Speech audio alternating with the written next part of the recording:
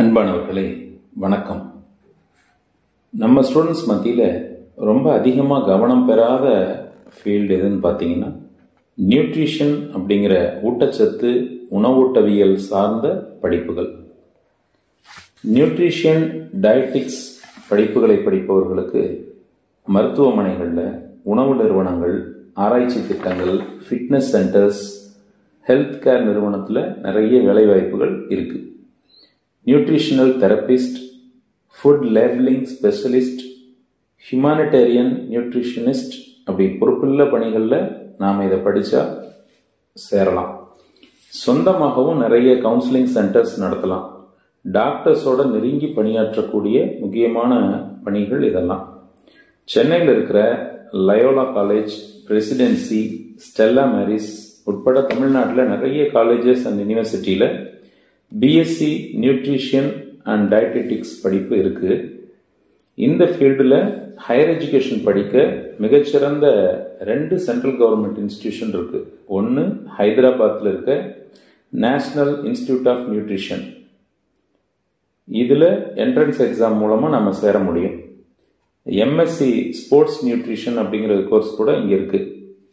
இதிலெல்லாம் சேர்றதுக்கு all India NIN common entrance டெஸ்ட்னு சொல்லுவாங்க, NCET. இந்த என்ட்ரன்ஸ் எக்ஸாமில் எழுதி நாம் செலக்ட் ஆகணும்.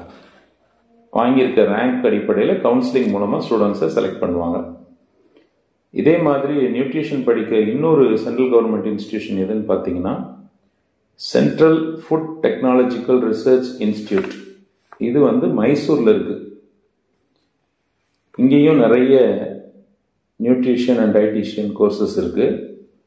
இன்டகிரேட்டட் டாக்டரேட் கோர்சஸ் கூட இங்கே இருக்குது. என்ட்ரன்ஸ் எழுதினா மட்டும்தான் இந்த எக்ஸாம்லையும் நம்ம சேர முடியும்.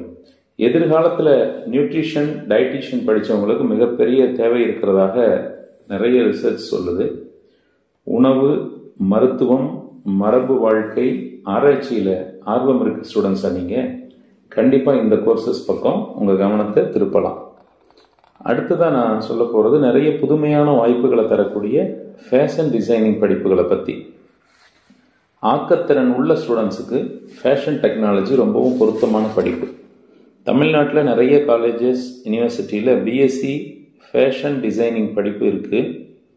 திருப்பூர் சிக்கண்ணா கவர்மெண்ட் காலேஜில் பிஎஸ்சி காஸ்டியூம் டிசைன் அண்ட் ஃபேஷனுங்கிற கோர்ஸ் இருக்குது. அவினாசிலிங்கம் யூனிவர்சிட்டி, காந்திகிராம் யூனிவர்சிட்டியிலலாம் இந்த கோர்சஸ் இருக்குது. ஃபேஷன் டிசைனிங் படிக்கிறதுன்னு நீங்கள் முடிவெடுத்துட்டீங்கன்னா சென்ட்ரல் கவர்மெண்ட்டோட ஜவுளித்துறையின் கீழே இயங்கக்கூடிய NIFT National Institute of Fashion டெக்னாலஜியில் படிச்சிங்கன்னா உங்களுக்கான வாய்ப்புகள் இன்னும் அதிகம். உண்மையில் இந்தியா முழுக்க 17 இடங்களில் இந்த NIFT செயல்படுது. டிசைன் டெக்னாலஜின்னு இதில் 2 பிரிவு இருக்குது. டிசைன் சார்ந்த படிப்புகளுக்கு பேச்சுலர் ஆஃப் டிசைன் அப்படிங்கிற பேரில் பட்டம் கொடுப்பாங்க.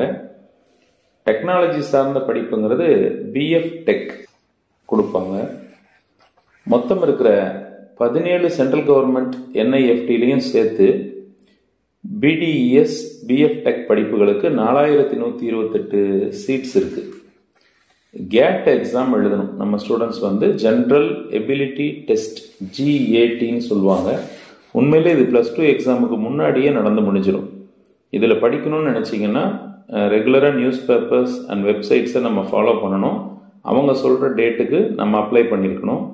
உண்மையில் உங்கள் ஜூனியர்ஸுக்கு இந்த தகவல் பயன்படலாம். English knowledge, creativity, critical thinking இதெல்லாம் டெஸ்ட் பண்ணுற மாதிரி தான் இந்த எக்ஸாம் இருக்கும். இதில் செலக்ட் ஆனீங்கன்னா சிச்சுவேஷன் டெஸ்ட் அப்படின்னு ஒரு எக்ஸாம் வைப்பாங்க. அதில் வாங்குகிற மார்க் அடிப்படையில் தான் ஸ்டூடெண்ட்ஸை தேர்வு பண்ணுவாங்க. தமிழ்நாட்டிலேயே சென்னை, கோவை, மதுரையிலலாம் இந்த எக்ஸாம் நடக்கும்.